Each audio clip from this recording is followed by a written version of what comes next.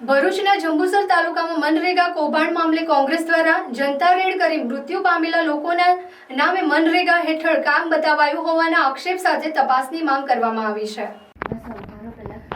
જંબુસર તાલુકાના વાડ અને પાંચ પીપળા ગામે સંદીપ માંગરોલા સહિત કોંગ્રેસના પ્રતિનિધિ મંડળના આગેવાનો દ્વારા જનતા રેડ કરવામાં આવી હતી, જેમાં મૃત્યુ પામેલા લોકોના નામે મનરેગા હેઠળ કામ બતાવાયું હોવાના આક્ષેપ કરાયા હતા। જોબ કાર્ડ ધારકોના રૂપિયા સરપંચ અને તલાટીએ લીધા હોવાના પણ આક્ષેપ કરી કોંગ્રેસે અગ્રણી દ્વારા જવાબદારો સામે તાત્કાલિક કાર્યવાહીની માંગ કરવામાં આવી હતી। અને આ મનરેગાનું કામ જે ચાલુ છે અમારા ગામમાં થતું હતું તે અમને ખબર ન હતી, અને જ્યારે કામ આવ્યું, જ્યાં અમે બનાવવાનું કીધું હતું ત્યાં નથી બનાવ્યું, અને જે રસ્તો નેરે કોઈ કામ નહોતું ત્યાં આગળ રસ્તો લંબાવેલો છે ને અમારા ગામમાં કરેલ નથી।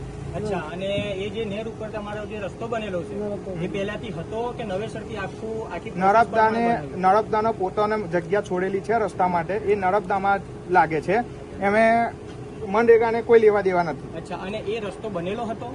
હા, બનેલો। તો મનરેગાનું કામ શું થયું ત્યાં આગળ? મનરેગાનું કામ આછા પાતા મેન્ટરો બિછાયેલા છે અને માટી લીધેલી છે ગામમાંથી, અને તલાટે પણ જોવા નથી આવ્યો। અચ્છા, એ માટીનું ખોદકામ કોને કર્યું છે?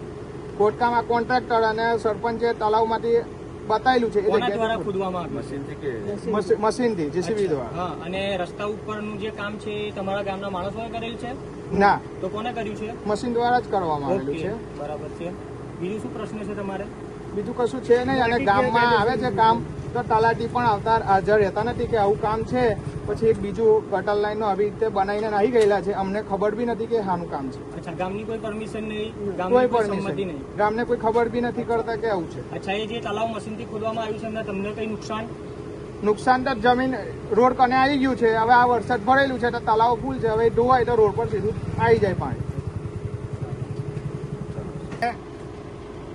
ઉપલી કક્ષાના તમામ અધિકારીઓ આ મનરેગાના કૌભાંડ ઉપર ઢાંક પીછોડો કરવા માટે અત્યારે ધમપછાડા કરી રહેલા છે। તલાટીને 3 કલાકથી રાહ જોઈએ છે આ ગામની ઉપર, ફોન ઉપર વાત કરી અડધો કલાકમાં હું આવું છું આમ કહીને રફુ ચક્કર થઈ ગયા છે। ટીડીઓને વાત કરી, ટીડીઓ ફોન ઉઠાવતા નથી, એક વખત વાત કરી તો કે હું મિટિંગમાં છું। અત્યારે જિલ્લા વિકાસ અધિકારીને ફોન કર્યો છે, અને જિલ્લા વિકાસ અધિકારીને આ તલાટીને તાત્કાલિક સસ્પેન્ડ કરવા માટેની માગણી પણ કરી છે, અને સાથે સાથે આના તમામ પુરાવાઓ જે છે એ તમામ પુરાવાઓ અમે ઉચ્ચ કક્ષાએ પહોંચાડીશું, અને આ કામની તપાસ થાય, ફરિયાદ દાખલ થાય અને ગુનેગારોને તાત્કાલિક પકડવામાં આવે એવી અમે માગણી પણ કરીએ છીએ।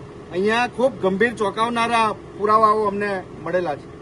જે મૃતક છે, મૃતકે જેમનું 2020ની અંદર કોરોના દરમિયાન મોત થયેલું છે, એમના નામના જોબ કાર્ડ છે, અને એમના ખાતાની અંદર પૈસા ઉધારવામાં આવેલા છે, એમનું કામ બતાવવામાં આવેલું છે।